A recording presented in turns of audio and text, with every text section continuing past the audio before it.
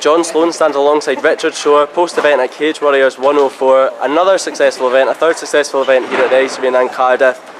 How does it feel to put on another show for all these Welsh fans? I thought the atmosphere out done Cagewarriors, I don't know if it's in my mind, but I just think it gets better and better. It's louder than noise. Brilliant.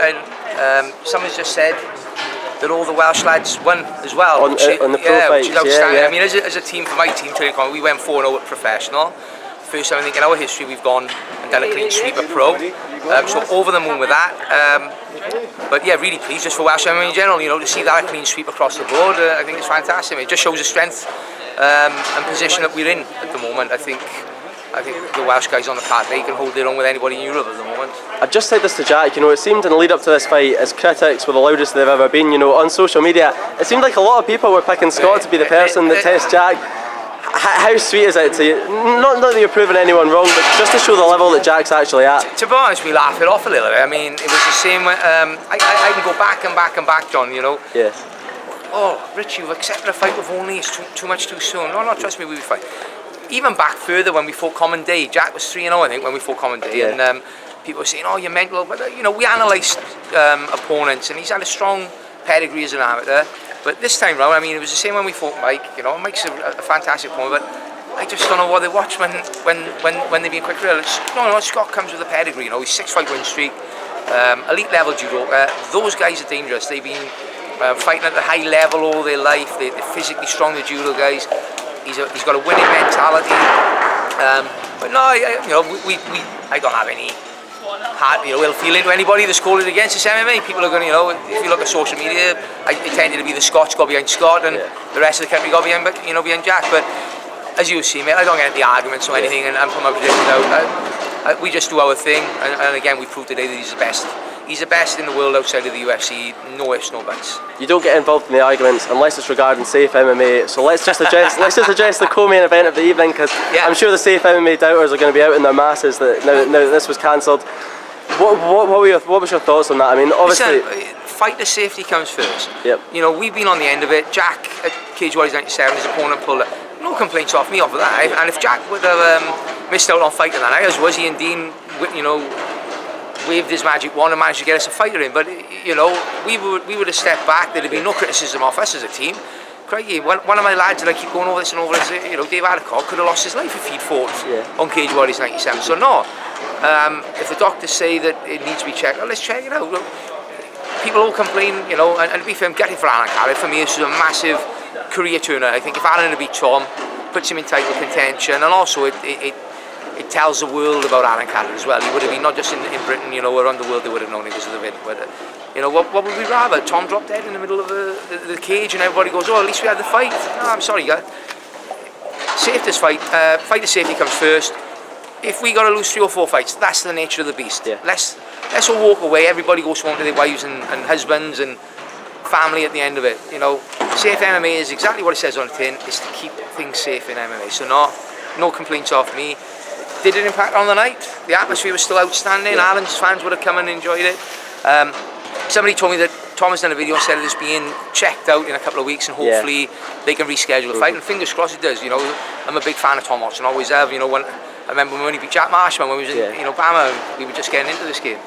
So fingers crossed it can be redeemed, but let's not take no chances. We can't gamble with people's health and safety. So no, let him come out there. I think it justifies it again if something's been found. So.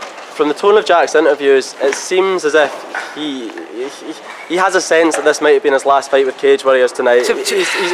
To be honest, mate, we contracted for 5 fights. Yeah. If we're back on October the 12th, so be it. We love fighting you. We love this. We love this country. We love this crowd. And we also love Cagewarriors. What they've done for Jack, we will be in their debt forever. And rest assured, when he moves on to bigger things, this platform will never be forgotten. It will be mentioned regularly. But he's just beaten 2 people that nobody said he could beat. Who are arguably the best 2 fighters outside of Jack in that division. Who does he fight next? I think we'll come under criticism if we take some fighter that's not worthy of the thing. I just think we've got nothing to prove no more. I really believe Jack's got all the tools. He's 24. He's got all the tools, and in 2 years, if he stood in Cardiff, if they build an arena down at the Bay with 12,000 people around the main event in the UFC. So I think he can go to the UFC. I think he can hold his own with anybody in the top 15. So I'm not confident. Finally, let's talk about the other 3 Tulare fights on the pro card. Starting off with Chris Edwards, you know, there's a lot of people that have kind of said that Chris is too small for featherweight. But here he was up against the bigger man. He's deceivingly strong, yeah, Chris. He showed that in the clinch. I was speaking to Josh. He said that to me too. It was a pretty good performance from Chris. He kind of put it all together. Mate, I'm over the moon with the whole team. Chris, you've got to remember, is 30 now. He's working full time. He's got a family to support. He can't eat and train like, you know. He works with his hands. He's a builder. He can't, you know, make that 16 win. It's not good for him. Yeah. I think he looked energised tonight. He lost his last one, and I'm not making excuses, but he went into that fight with a really bad elbow injury, and the kid, great submission, but Chris had problems with that, and we nearly pulled him out of the fight 2 weeks before. You know, you speak to Chris, he's got no aspirations of going on to become UFC world champion, but the kid loves to fight. Yeah. He loves it. Well, he says he's now had the most Cagewarriors fight that anyone's ever had after tonight. Is that right? Yep, that's right. Oh, yeah, he broke the record this evening. Oh, fair. You only go see how the crowd, you know, he's a lovable lad.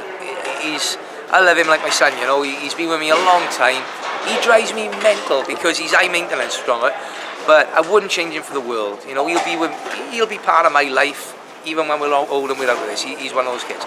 But you only got to see the crowd love him. He turns up, he puts on a show. Boylan called it, to be fair. Boylan said he did. He said that Josh and Chris would be the sleeper, you know. And I think it was that alongside the Richardson for the Wells fight probably was. Corey McKenna showed a class again.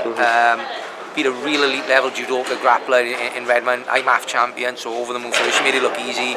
And I'm also over the move for Josh Reed. You know, Josh has got his We saw a more composed Josh tonight, I thought. Excellent. Didn't get involved in the brawl. You know, he listened, he stepped back off when he started brawling. Yeah, he was telling me that's the gym Josh Reed, you know. Excellent. Yeah. Real mature performance by him, I thought, today. And like I said, you know, if Jack moves on, Edwards and Josh could sell this place out. Absolutely no problem at all. You only got to see how the crowd got behind them. It'll make no difference to this venue and this platform if Jack moves on. Final thing, Mason Jones, obviously co-main event, just looked unbelievable. I caught which round did I catch? Because obviously I was in with Jack. I think it was round 2 and he looked excellent. Yeah, that was his best round 2. Round 2 he looked really, really good. And again, Mason, somebody that can main event this place and sell it out as well. You know, we've created a real star there. Welsh MMA is at the strongest it's ever been, and I mean we've got a conveyor belt now coming through the ranks, straight through the amateur and the academy shows. Oban Elliott's going to be a star. Ben Ellis, those 2 young lads there got the potential to go on and be doing what Jack's done tonight in 2-3 years. You know, so as one moves on, another takes his place. You know, as they say, the players change, but the game stays the same. Richard, pleasure as always. Thanks so much for your time.